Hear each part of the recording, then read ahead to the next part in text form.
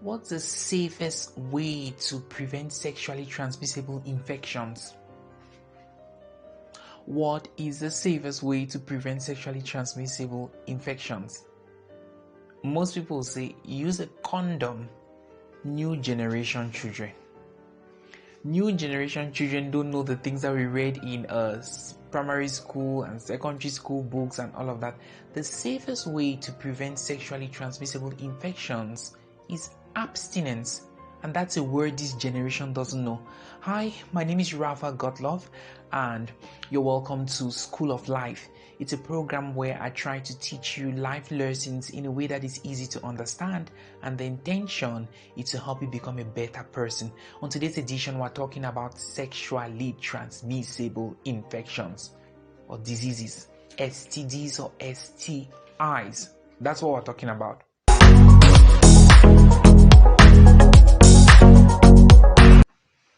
And so very quickly, the first thing I want to tell you about sexually transmissible infections is that they're transmitted by 5 main fluids in our body. Main what? Main fluids, main body liquids in our bodies. The first is that they're transmitted through breast milk, mother to child transmission, that which we already know. If a mother is infected and then they breastfeed a child, chances are high that they're going to transmit an infection to the child. The next means by which sexually transmissible infections are transmitted is through male ejaculation or semen. Okay? Sperm, semen, whatever, it's male ejaculation. Alright? The third way by which sexually transmissible infections are transmitted, it's through vaginal fluid, which is what they call female ejaculation. Okay, so once you come in contact with all of these fluids that I'm naming, chances are high that you can pick up a sexually transmissible infection. I see people, and I used to see it when I was in secondary school and even in our primary school. I remember very well that there are days when we'll come to school and we'll meet used condoms everywhere, just littered. Okay, people come and have sexual activity and then they throw used condoms on benches and things like that. And children, ignorant children, might want to touch and might want to, there's a lot of exposure. So we need to be very, very careful with this fluid. So I've mentioned mother to child transmission, male ejaculation, female ejaculation. The next fluid is blood. Okay, blood is the fourth fluid. It's blood. This one happens when you come in contact with cuts and bruises and all of that. It's very important that we watch out. That's why it's always good to sterilize sharp objects if you're using them for more than one person. Okay, that's why it's important not to share sharp objects with people, especially if you're working in an environment where you don't know the stages of people, the health stages of people and things like that. Avoid sharp objects. And then the last fluid, which is a fluid that people don't really talk about, is our saliva. Saliva has the ability to transmit all kinds of infections because science has proven that at the level of your throat, you can have all kinds of bacteria and there are sexually transmissible infections that show symptoms even on your throat. So if you're going around say sharing water bottles, and there's a way you drink water from a water bottle, you don't put your mouth on it, you're moving around kissing people and you're like, how can I have a sexually transmissible infection? We just kiss each other. You kiss each other, but chances are high that you can still pick up an infection. So these are the ways in which you can pick up an infection. These are the fluids through which you can pick up an infection. And then the other infections that you can pick up even through bodily contact or sharing objects like towels and things like that, things that touch people's bodies directly, you can actually pick up infections. That's the first thing you need to know, the kind of fluids that transmit sexual infections. And so we've spoken about the 5 different fluids that transmit sexual infections. We've spoken about breast milk, we've spoken about female ejaculation, male ejaculation, we've spoken about blood, we've spoken about also about the saliva. That said, I want us to look at how different kinds of sexually transmissible infections. I'm not going to be naming infections, syphilis, and that. I'm not going to be doing that, but I'm going to say that sexually transmissible infections can be categorized in two categories. Okay, the first are bacterial infections. These are infections that can easily be cured. They're just bacteria, so they can be cured and they can be treated easily. And then the next are viral infections. These are infections that infections in this category, that infections caused by viruses, they're not caused by bacteria, and so they are not curable. Most viral infections are not curable, and so you'd have to only take medication that calms them down, and you have to deal with them for the rest of your life until there is a development in science and people can get the cure for that. So I think that is important for us to note, that when you have an infection, you start asking yourself, what is this, a viral infection or a bacterial infection, so that you know what is at stake. All right, so that aside, the next thing I'd like you to know is how to treat sexually transmissible infections, especially bacterial sexually transmissible infections, because those ones are at least curable. We cannot be talking about treatment with viral infections, because they're not, like, you cannot deal with them forever. You can only manage them. Okay, so what most people do, and especially young boys and girls, when they feel itches around their pubic regions and things like that, they're just like, well, buy this and this drug from along the road. And sometimes friends will advise you, people will advise you on what to do, but that's not the right thing to do. You don't buy roadside drugs for sexually transmissible infections. The right protocol to treat sexually transmissible infections is to go to a hospital, get a consultation, and get proper diagnosis for what the problem is. Okay, and then once you get the proper diagnosis, you're going to have the medical personnel put you on injectables first. So sexually transmissible infections are always treated from the blood first, and then they give you drugs that you can swallow, and they're just there to wash out your system. Anybody that tries to treat a sexually transmissible infection that you have, and they don't wash it out from your blood first, then giving you drugs, and they're just giving you drugs, they don't know what they're doing. I promise you, they don't. And rather, how do you know this? I'm old enough to have had sexually transmissible infections. I'm going to own up to that. And there was one time, I remember, I'm just going to share my story and be like the black sheep of the family, but I'm going to tell the truth so that you get help. Okay, I remember one time I went to this medical facility, and I thought that this lady knew what she was doing. She was like, how do you feel? And how do you feel? I explained how I felt, and she was like, she gave me drugs for something that was not even the problem. So she did not know what she was doing. She gave me diagnosis for something else, and then gave me drugs, tablets. I drank them and nothing changed. They only seemed to calm down the symptoms for like 2 hours, and then it came back. I drank again for like 2 hours. I was like, I can't keep taking medications like that. When I came back to this lady, she was like, it's because you don't organize your sexual life, and why you feel a little better and you keep going back. I'm like, I don't go back, nothing. The drugs don't work. Okay? And it was until I went to a professional in a reputable hospital, and then they took this diagnosis, and they were like, you don't have to take drugs like that, you have to get injectables. And all of the symptoms were gone in less than 2 days. And they told me to finish taking the injections and taking the drugs, even though I don't see the symptoms, to make sure that they go, it's properly treated from every direction. And that's how it's done.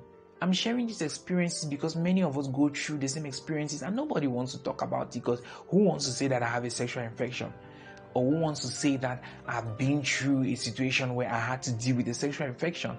But I'm not scared to say it. I'm owning up to it, and I'm saying that this is how it is done.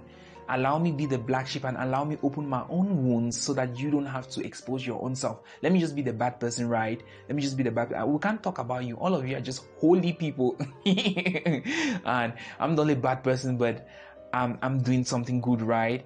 I'm exposing myself, and I'm telling you that this is how it's done. So it's important to know, because there's a trick. When you take just roadside medications and roadside tablets and things like that, what happens is that you get to this place where even if you're not involved in sexual activity and things like that, you just suddenly see symptoms coming up. I think it's at a stage where they call it, I think, gonococcus or something. It's when sexually transmissible infections have accumulated until your body now doesn't react anymore to medication, because it has been one tiny thing to another tiny thing to another tiny thing that has not been properly treated. And so even when you're not involved in any kind of sexual activity, the symptoms just flare up and you're wondering to yourself, what has happened to me? Okay?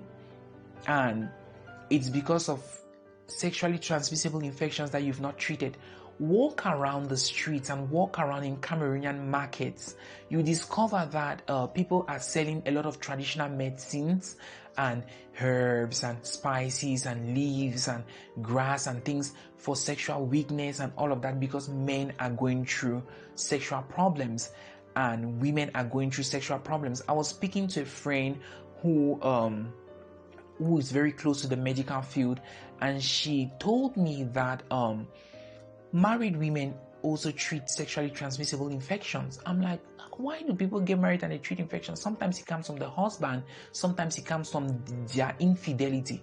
And males always, especially married men, that they treat sexually transmissible infections a lot because of infidelity.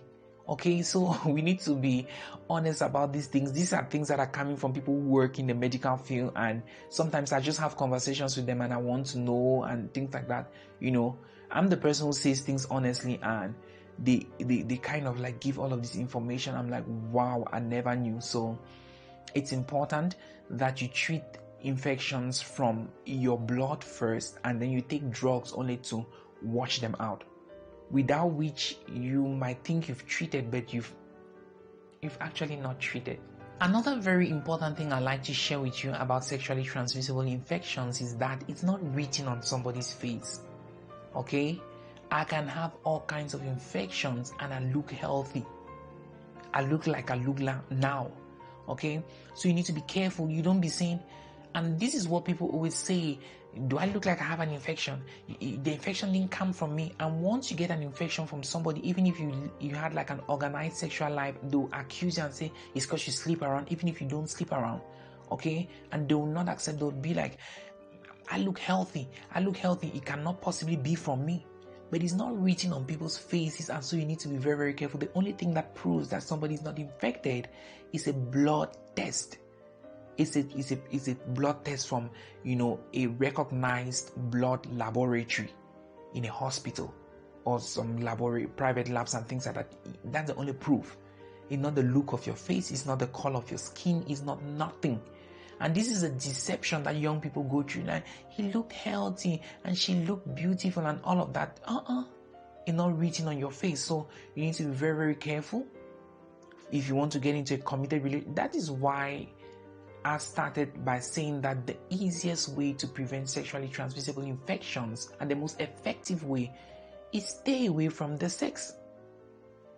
Rafa, what do you mean? And Rafa, what do you mean? Sexual chastity is important. Even if you're no longer a virgin, you can become sexually chaste again and just preserve yourself and preserve your moral values.